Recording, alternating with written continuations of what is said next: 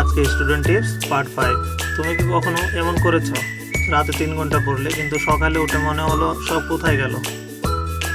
যদি হয়ে থাকে তাহলে সমস্যাটা তোমার মেধায় নয়, সমস্যাটা তোমার পড়ার পদ্ধতিতে। ধরো তুমি আজ একটা পুরো চ্যাপ্টার পড়লে, প্রতিটা লাইন পড়লে, দাগ দিলে, হাইলাইট করলে, শেষে মনে হলো ওয়াও আজ অনেক পড়েছি।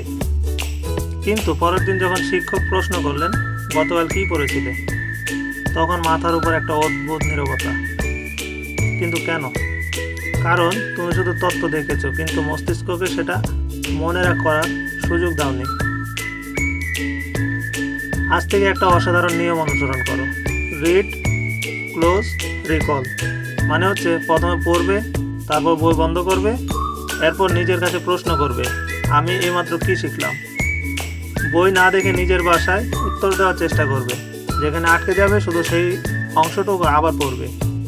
এটাই তোমার পড়াকে আরও শক্তিশালী করবে।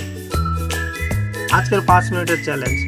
আজ যে বিষয়টা পড়বে 10 মিনিট পড়ো, বই বন্ধ করো, 2 মিনিট নিজের ভাষায় মনে করার চেষ্টা করো, শেষে 3টি প্রশ্নের উত্তর লিখে ফেলো। তারপর দেখো তুমি আসলে কতটা শিখেছো।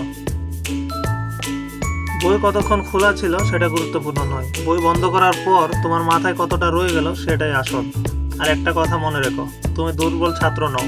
হয়তো তোমাকে এখনো তোমার সঠিক পড়ার পদ্ধতিটা কেউ শেখায়নি। ফলো করো লার্ন উইথ আরিফুল, কারণ এখানে আমরা শুধু পড়ি না, স্মার্টভাবে শিখি।